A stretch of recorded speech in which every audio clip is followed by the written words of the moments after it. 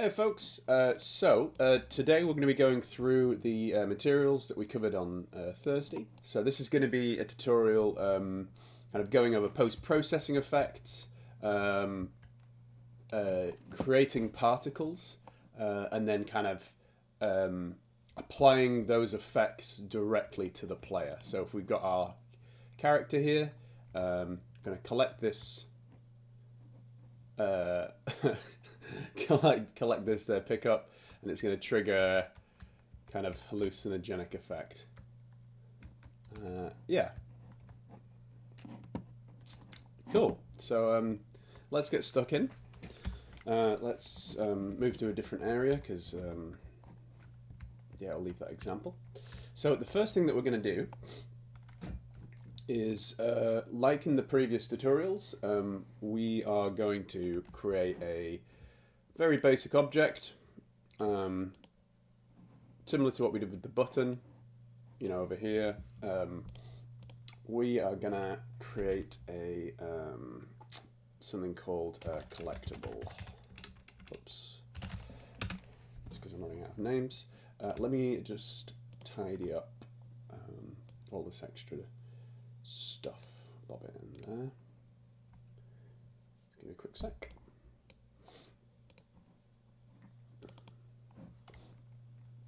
Apologies if my nose is a little bit stuffy today. It's been quite cold out there. Yeah, as we've kind of done with previous objects, we're gonna add two elements. We're gonna add a sphere, and then we're gonna add a we're gonna add a collision sphere as well. So this here, and what that's gonna do.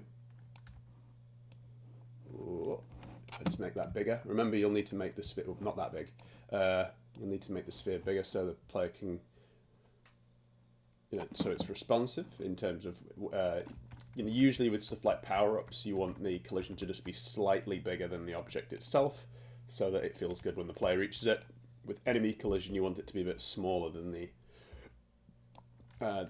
their collision to give a little bit of leeway.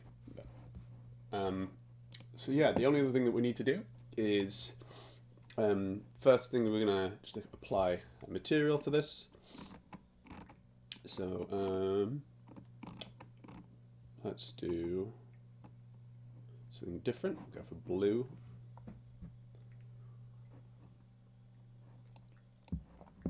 And yeah, the only other thing we want to do as well is under collision, we want to change the collision type for the sphere to overlap all rather than block all, and that'll just mean that we can kind of pass through it without like awkwardly colliding with it.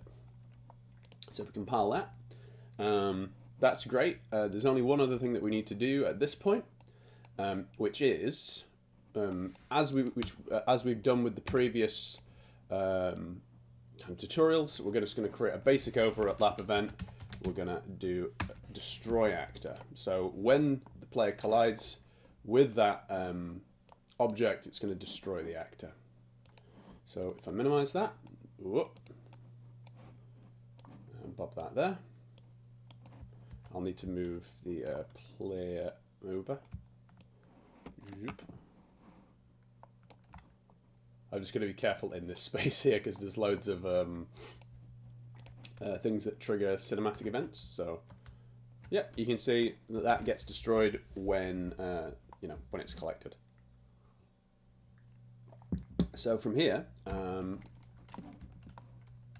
I just realign that, we've got something to work with, which is great. What we're going to do next, now that we've got this set up, is we're going to create our post-process volume. So if you come to the kind of palette on the side here, I don't know why it's called modes. It would make more sense for it to be like called palette or something like that. But if you come down to the modes view and come to volumes, you'll see that there's a variety of different volume types. So you've got things like a blocking volume, you've got kill Z volume, that's what we've got at the bottom of the level. Yeah, there's loads of different ones. There'll be one that we'll be exploring later. I don't know where it is on here, but there's trigger volumes, and what's the other one that we'll be exploring? A nav mesh volume. So nav mesh volume. That'll be for like collision based movement. So AI based movement and stuff. The one we're looking for is the post processing volume. And basically, what this is just an entity that you can enter. And when you do that, it'll kind of trigger a visual effect on the screen. Whoop. What did I just do? There we go. There we go. Scale it up a bit. And yeah, it's really straightforward. The only thing I would 100% warn you on is basically what we will do with this is we can... we've got this area that we can enter, and then based on how... close you are to it, it'll kind of apply the effect on like a gradient. But one thing to keep in mind is certain effects in here will like cause significant slowdown on your computer and might even break your computer. So things like bloom, for example, are a real risky one to activate. You know, there's some real horror stories where if you turn the sliders up too high, you might like fry your computer. So try not to do that. For the purposes of this tutorial, I'm going to keep things nice and kind of, you know, basic. So I'm going to come to miscellaneous, scene color. And I'm just going to set that to like a nice pink. So now if I go into this space, you can see that adjusts as I enter and exit it, which is great. So the question at this point is how do these two variables tie together? Sorry, these two elements tie together. And the answer is basically similar to what we had with the button in the cinematic event. We are going to have the destruction of this object trigger a change in the post-processing effect. What we're going to do is if we scroll as part of editing this object all the way to the bottom, sorry, not all the way to the bottom, to this tab here, so post-process volume settings. You'll see that there's several options that we can kind of click on and look into. The two that we should really be bothered about is this one called infinite extent, which applies that effect to the entire space. So that can be quite useful if you don't want to deal with these bounds kind of awkwardly placed around the level. And then there's blend. And blend kind of applies the effect over a lerp effectively, which is really useful. So some of you might be able to see where this is going. We are essentially going to bind this variable to the destruction of the power up. So if we do a real simple setup with this, if we pop open our collectible, I'm just going to pop that in there. We are going to create a let me think.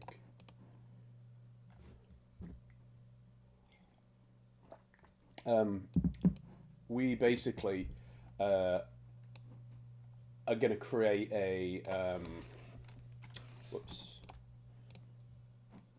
reference. So I just kind of want to show you the process. Yeah, this will make sense in a moment. As with kind of what we covered before, if you come to the world outliner, you can see that we need to get a post-process volume type when we're creating this new variable. So if I just call this process, and then search for the variable type in here, post-process volume, awesome. And then make it visible to this little eyeball here. You can then set that. Sorry, no, yeah, sorry, not set it. We can get the reference to it, and then we can change properties of the post-process effect. So, so blend weight. So for the purposes of this, I'm just going to kind of quickly give a quick example. So currently it's 0, the blend weight. Yep. So if we now collide with this, oh wait, sorry, hold up. We've got to connect the reference.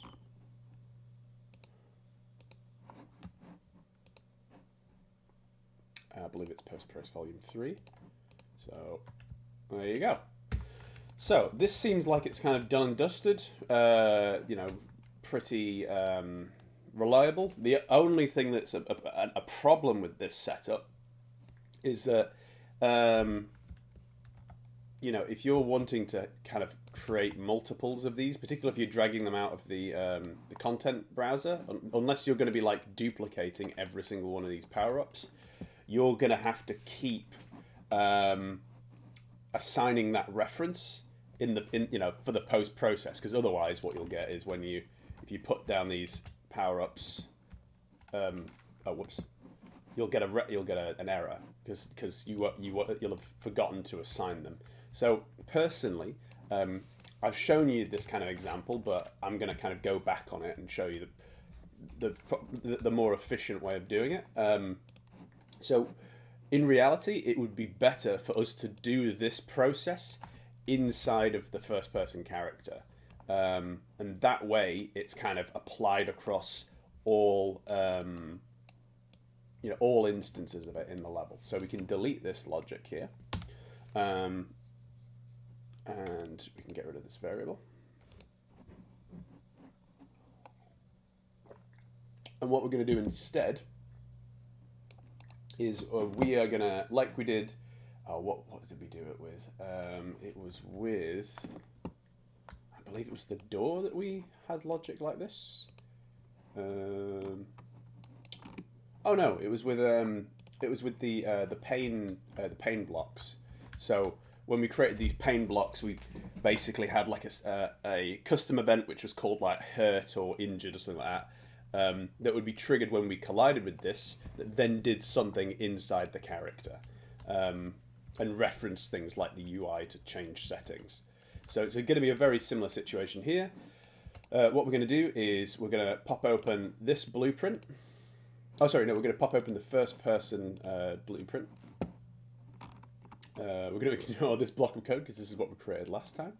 We're going to, we might need to cannibalize some of this code for later. But we're going to essentially create a new event. So custom event. So search for custom event. And we're going to call this collectible pickup.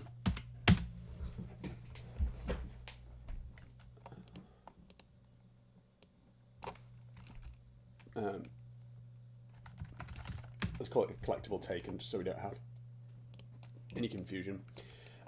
Yeah, and then we're going to have a reference. It's going to do a basic check. And then what we're going to do is back inside our collectible, we're going to do a cast. So if you remember, casts are basically your means of communicating with another object from inside of one object. So, you know, in this case, we're going to be communicating with the first person blueprint by kind of using their collision as a reference. So, so if I search for cast to first person, and remember, you can't access this unless you drag from here. And if this is not connected, whoops, if this isn't connected here, it won't work. You'll get a reference error.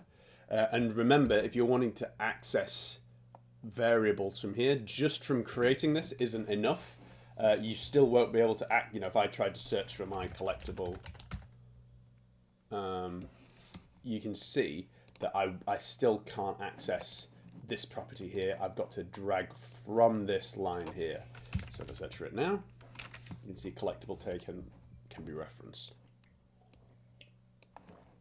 Yep. So if we now compile this, you can see very carefully underneath the Shift 1 for mouse cursor, it says hello. Yeah, and if I just duplicate this a bunch,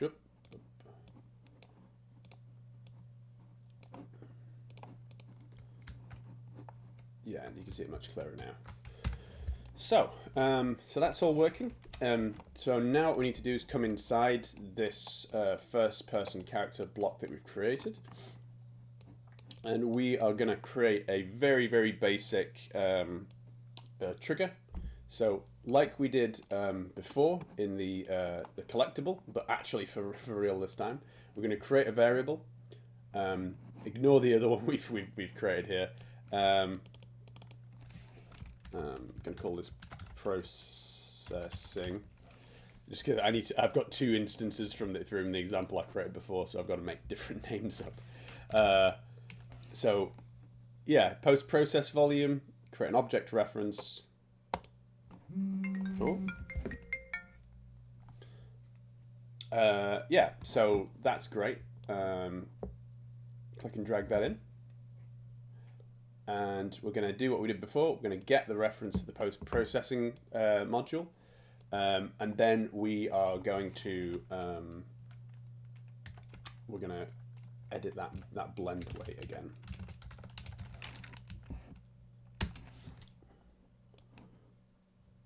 There we go. Set that to 1. Compile. And now, oh, what's happening there? Let's take a look. We're getting some errors. So this is a reminder again that you need to make your variables visible. So you need to click on that little eyeball there, compile, remember that important part, and then you need to come to the first person character you've got as the instance, and you need to define, wherever it is, here we go, this new variable we've created, we need to define what it's referencing. So we can use the eyedropper to do that. So the thing that some of you might be asking is within your first person character, you actually have access to the camera and you can apply a bunch of post-processing effects to it. And you might be wondering why you wouldn't just apply it directly to the camera, the first person camera, if you can access these effects in here. And the answer is basically that you once you've set these once you've defined these settings, they can't be changed real time from what I understand. So if I search for the camera reference here and search for depth of field, you can see that there's no reference that comes up. So the only variable that you can manipulate on runtime is the blend weight. So the way you get around that is by using these kind of individual entities of post-processing effects, and then you can have as many of these as you want in a space. So let's say that this one was called fire, this one over here that I created was called water, you know, and if I add another one called, like, I don't know, slime or something like that. I could create as many instances of those as I want, and then I could, inside of the character, have the fire post-processing, the water post-processing. Yeah, I could have more than one instance of that. Hopefully that makes sense. You know, without having to just rely on the one connected to the camera. So from here, we applied that blend weight, but now we want to kind of turn it off. So, you know, a really simple way that you could potentially do it, which is kind of pretty basic, is you could do a blend weight, and then kind of after a certain period of time, switch that back to 0, and then print the string that we've got, remembering to connect the reference across. So if we try that and compile it, yeah, we get our effect and then it disappears. We get the effect and then it disappears.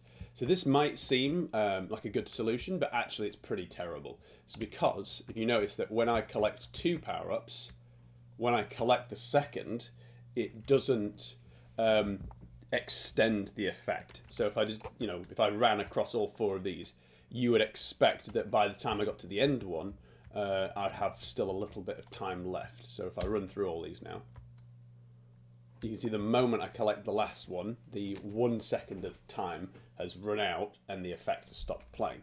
So it's not very good. So the way that we can do this better is with variables. So we can delete these 2 pieces of code we've got here. And this is where I'm going to need to snaffle the event tick from here. I'm going to bring this over here. And we're going to use this event tick to have a variable that we change over time. Okay, so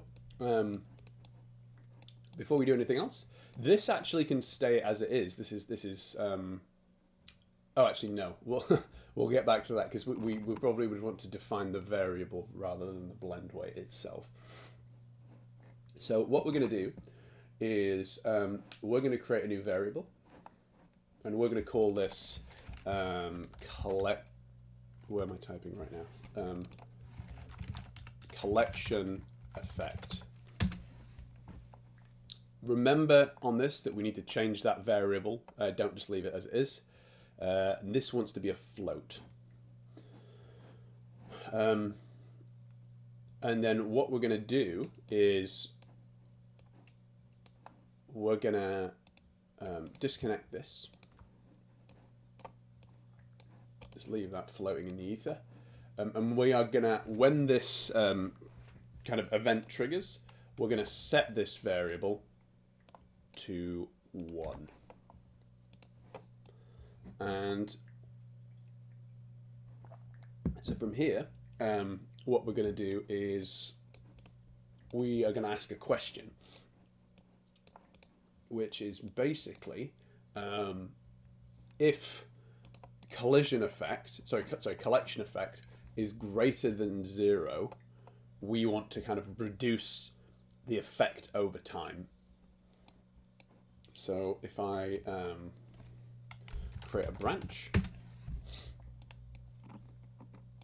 and then I ask a question, so I can drag a condition off the back. If I use the little greater than or less than functions, we're going to get the reference for if float is greater than float. So if our collection effect is greater than 0, do one thing, otherwise do another thing.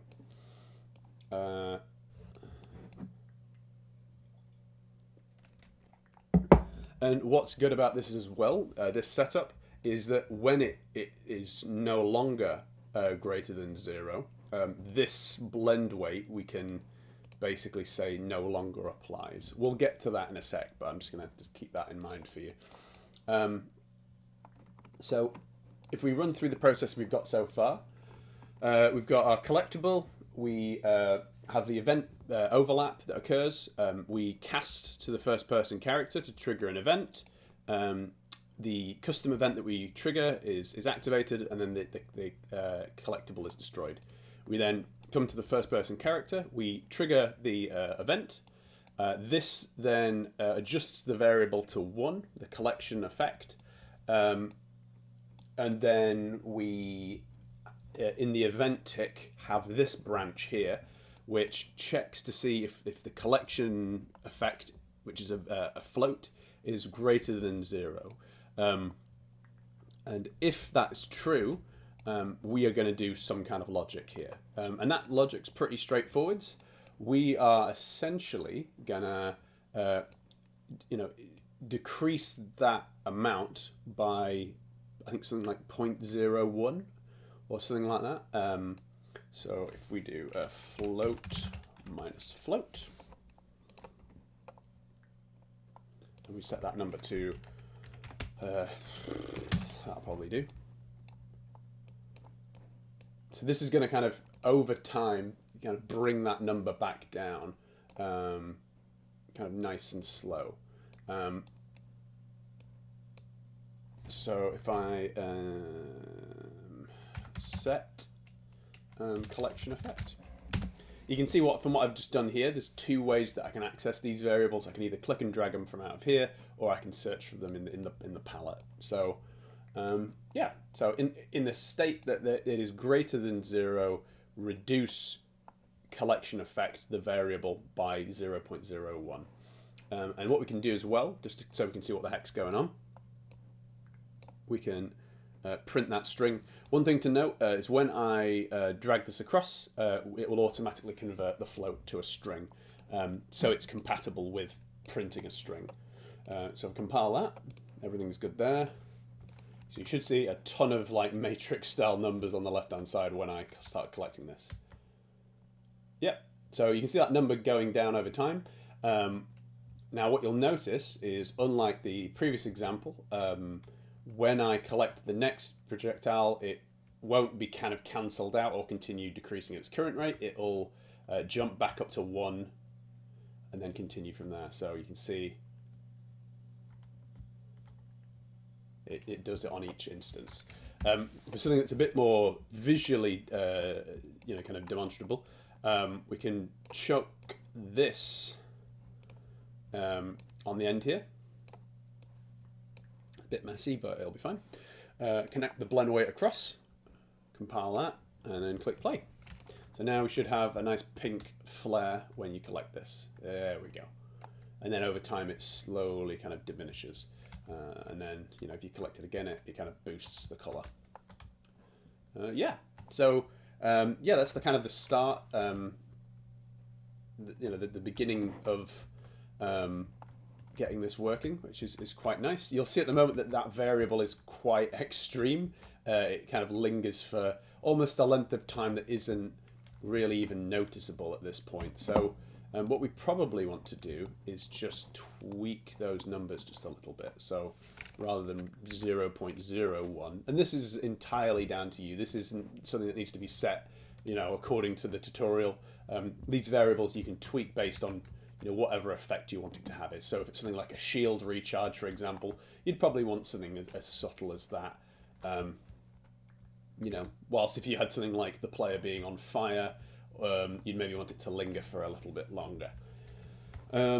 So at this point now, we have, let me think what to do next. Let me just make sure I've got everything more or less in there. I think I have. Yep, that's all created there. You'll notice as well that we don't do anything for the inverse branch at this point in the logic. So at the moment we just have the true statement, and the reason for that is because realistically at this point, that this will change in time. We don't need anything to happen in the inverse, in the false state. We just need to trigger something if it's greater than 0. And in particular, we probably don't want to keep applying that post-processing, blend weight in a false statement where it's basically running constantly forever. We only want it in a point where it's active. So yeah, let me just check I've not missed anything. Nope. No, it's all looking great. Yeah, I think the reason I'm just checking this is I just want to make sure I've not missed anything before I start kind of delving into particles. Yeah, let me just tighten this up a little bit. So what we can do is I can do a little kind of commenting summary of what we've covered so far. So if I just hop into the collectible, so from the top, on collision with pickup, cast to first person, and activate collectible event, and then destroy the actor, and then inside of here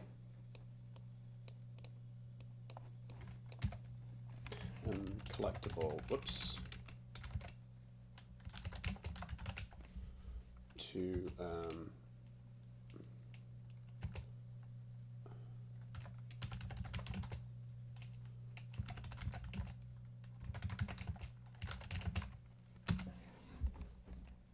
okay, I can just adjust that.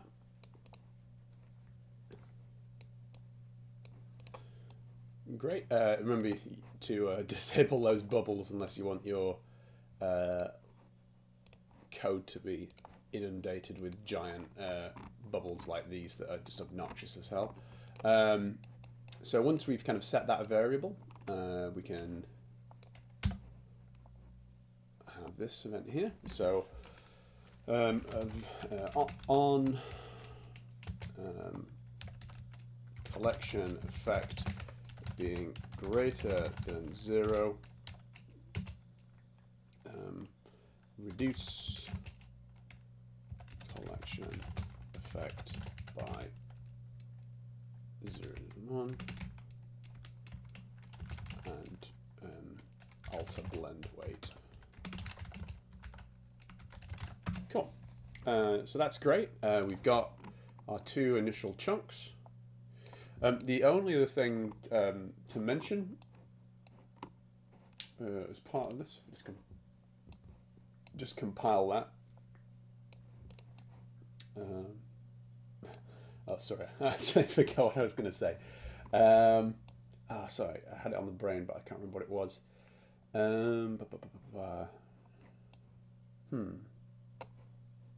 Never mind. So, yeah, from here, what we can do, now that we've got this kind of functioning in the way we want it, the next thing that we're going to do is we're going to create a particle effect. So we are going to do something pretty straightforward. We right-click in here. In fact, let's bring in our sprite first. So where did I save that face?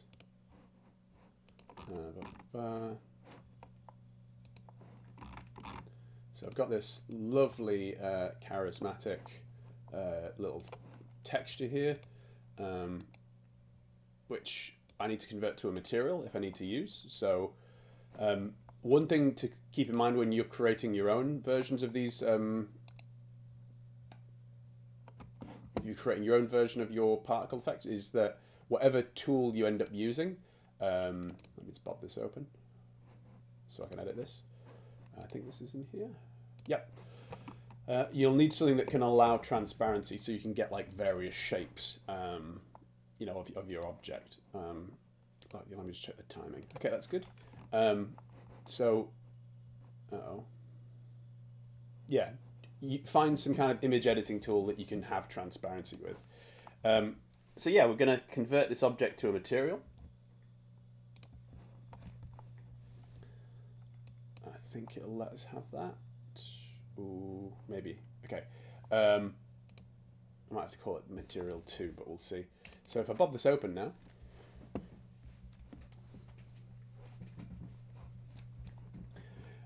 this isn't a particularly useful shape to stretch this over, even though it looks quite funny.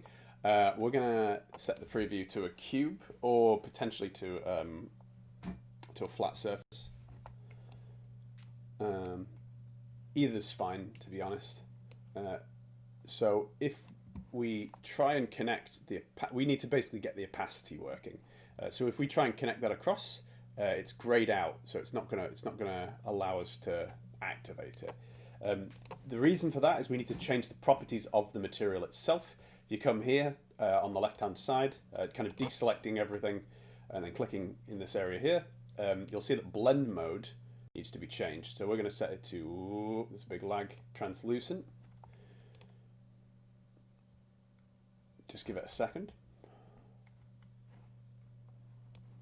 So nothing has happened at the moment. The reason is that we need to now, you'll see that that node is now visible. Connect that across.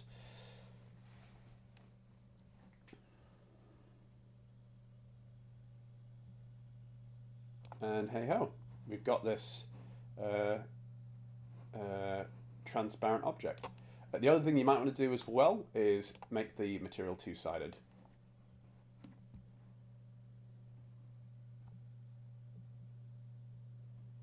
And now we can go to the other side. You can also apply it on these different shapes for kind of truly horrifying effects. Look at this thing. That's great. But yeah, that's how we need it to be now. So we just need to apply that.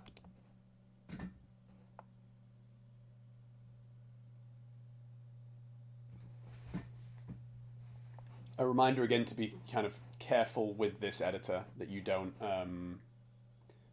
you know, connect up stuff that ends up breaking your machine.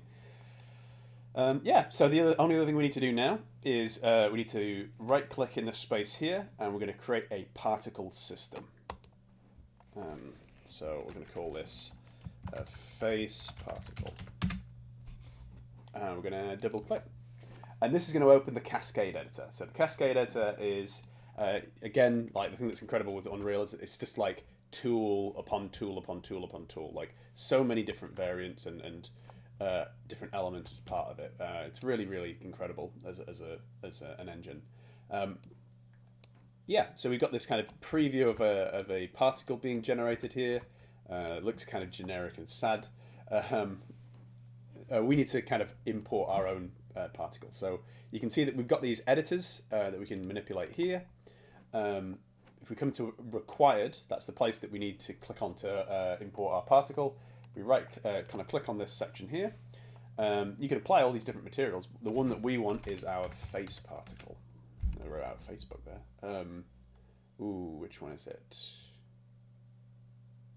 I can't remember. So if we come to here, this is an easy way to be sure.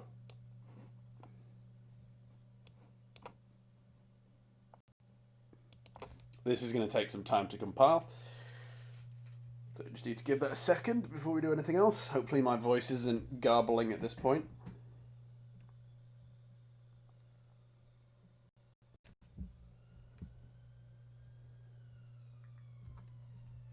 Nearly done.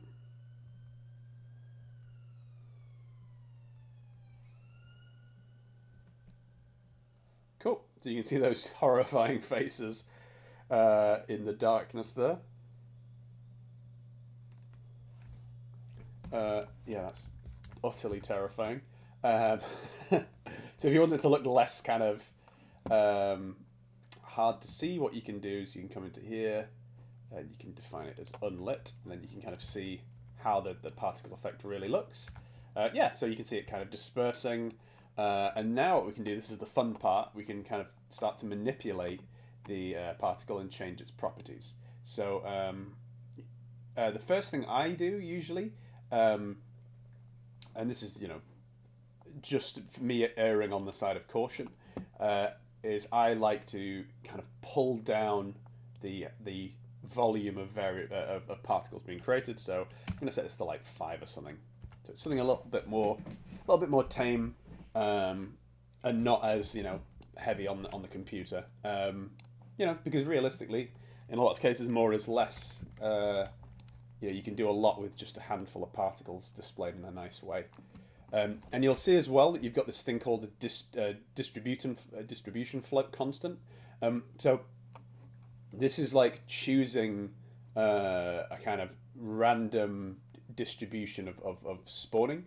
You've got all these curve editors here that you can like adjust the how these things are distributed over time.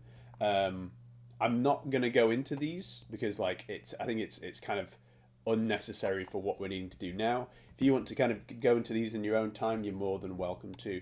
For the purposes of what we're needing to do, we just need to kind of experiment with these initial variables and add a couple of extras. So yeah, there's plenty of documentation online about this stuff. So yeah, go wild if you want to. Yeah, so we've just adjusted the initial spawn rate. We can come into each of these different sections and we can kind of alter these properties. So I'm going to alter the lifetime to be 5. So you'll now have like that curve that I mentioned before has now got a bit more of a range to it. yeah, so you can see that they last a little bit longer now, which is quite nice. Maybe put that to 3. That's a bit long for my liking in terms of. Yeah, that's better. It's a much nicer trail that. And then you can go into size. Let's set the max to 100. 100. That's probably a little bit intense, but yeah, that's way too much. Yeah, but you can see. Whoop, nope, not 500. You can see a lot of this is just kind of eyeballing it and kind of gauging what looks best for your game. Yeah, that looks to me that looks great. You can adjust things like the initial velocity. So you can come into here and tell it how you want it to behave. So if you want it to drift downwards, if you wanted it to kind of radiate out more. But I'm happy with these as the set.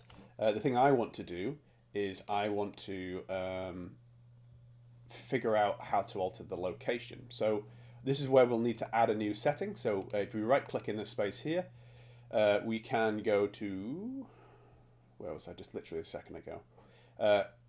Initial location. So now I have this setting that I can change. And I think you can change the order of these, I'm not sure. But yeah, I'm going to just tweak these numbers. So I'm going to set this to -50, -50, and I think Z can stay where it is. And then I can do +50. Oh wait, I've done this the wrong way around. I mean, technically it should be okay, I think, but probably good to have good practices. Yeah, so you can see now we've got this nicely kind of distributed particle effect, kind of horrifying to some extent. Yeah, and you can kind of mess around with these as much as you want over time. One other thing I'll quickly mention is that if you want, to have like a particle effect that just like activates once, burst is the area that you would want to kind of activate that. So yeah, you basically set this up to not permanently spawn, just kind of activate in one occurrence. That would be it. So if you set, I think it's if you set the rate to 0, and then let me think. I'm trying to remember.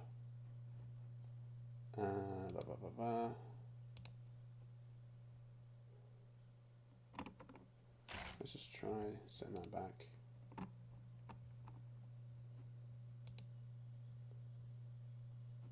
Okay, let's not mess with this. I'm conscious that the tutorial's getting on a bit, but yeah, I'm sure you'll be able to figure that stuff out in your own time. But yeah, for things like explosions or blood splatters, things like that, you'd want to use burst rather than kind of constant spawn. So what we're going to do now, we're going to minimize this or close it, and we're going to do a pretty straightforward piece of code. I'm going to open up our blueprint, and we are going to create within our first person character, we're going to come to the component window, and we are going to search for a particle system. So this is going to be called, whoops, caps lock still on, collectible particle. Yep, so we can now reference the thing that we created. The only thing we should probably do before we go any further is come into the viewport, and we should define what that particle will be. So we can come to the particle editor. You've got this template here.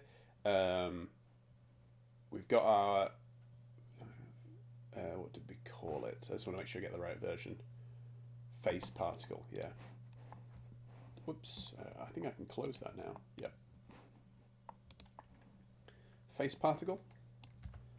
Hey, we've got our floaty boys, looking great. Cool. So if we compile that now and we run the game, you'll eternally be chased by these terrifying faces. I think even when you die.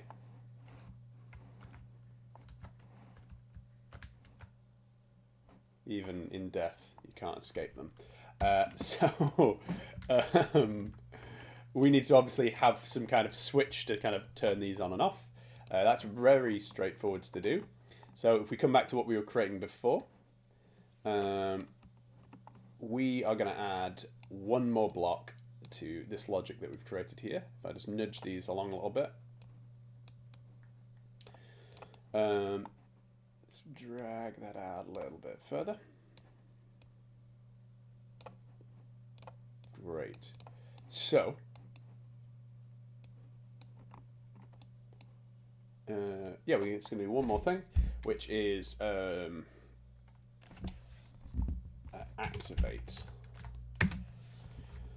So the reason that we're choosing activate over visible is because if we come down to here, you can see when we auto activate, we'll see better when we kind of get it in game, but you can see it's not like a binary state. It like still enables stuff over time. It'll be kind of clearer when I get it in gameplay. You'll be able to kind of see it a bit more abundantly. But with altering the visibility, all the particles would disappear simultaneously, whilst if you have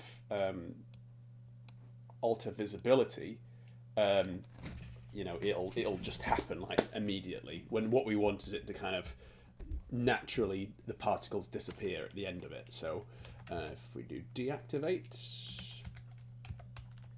whoops, and compile that. So if I click play, if I come over to this, collect it, you'll see that they activate. When it runs out, they kind of just disappear over time. So they're still there even when it hits 0. They just kind of peter out, so to speak. Yeah. So you can see that's much more effective than visibility, where the moment that timer would hit 0, it would erase them from the screen, which isn't a preferable option. You might also, depending on the intensity of your particles, you might want to switch them off from auto-activating from the offset, just so that they're not taking up unnecessary space. So yeah, other than that, we've kind of got our setup now with the post-processing effect. The only other thing I think I'll mention is for you to think about is you've got your you've got your priority that you can think about. So inside of your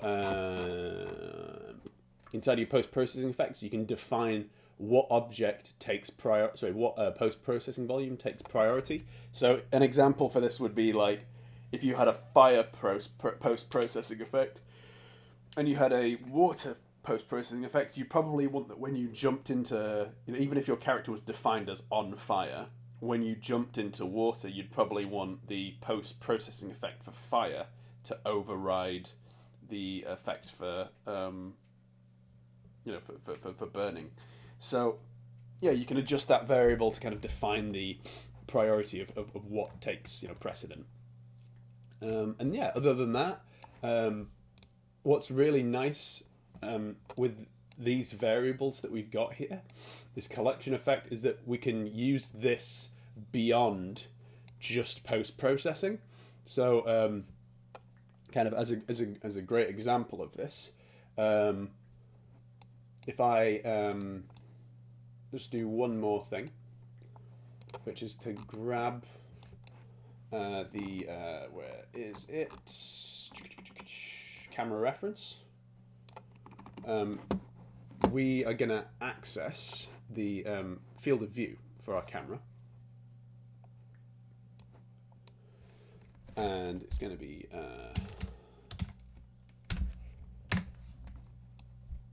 so what we can do is we can use the collection effect as a multiplier.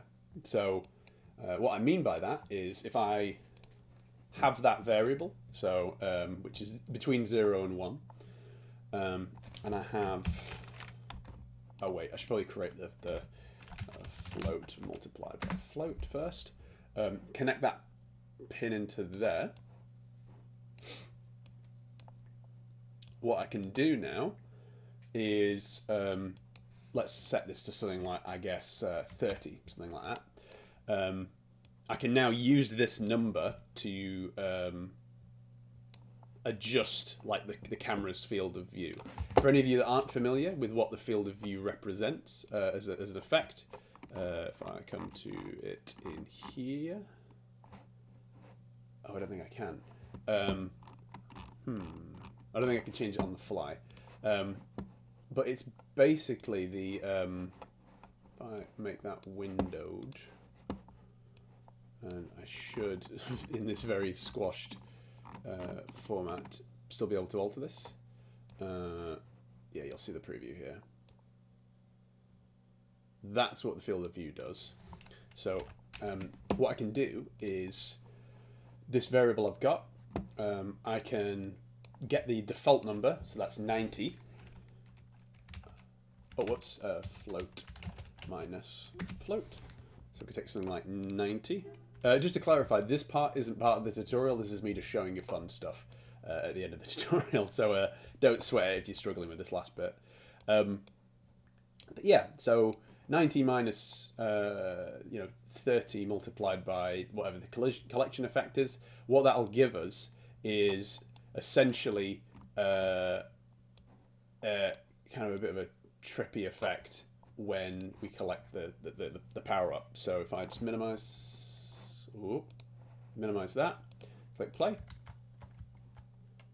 you can see that you get that kind of pulse effect when you gather in power ups. Yeah, so you can have some really nice visual effects doing stuff that's relatively simple. And one thing to keep in mind as part of this is that like everything that we've changed so far is purely aesthetic. So we're not really changing any of the properties of the character. The reason I showed you that example for the where did that window go? For altering the field of view is that like this multiplier here could be used for anything. So what I mean by that is if you have something like the jump height, you could use the 0 to 1 modifier to say whatever the current jump height is. Let's say it's 90. Rather than being minus 90 minus whatever this number is, you could say it's a plus. So if you collect one of the power ups, it might boost your jump height by 20 or 30% or whatever. Yeah, so this is a really nice setup to be able to kind of create a bunch of different variances for your character and how they behave in the scene. Yeah, so I think we're pretty much done. I'm just going to quickly check. There's nothing else in here that we want to cover. I don't think there is. Yeah, other than just kind of adding a little bit of extra here. So alt blend weight.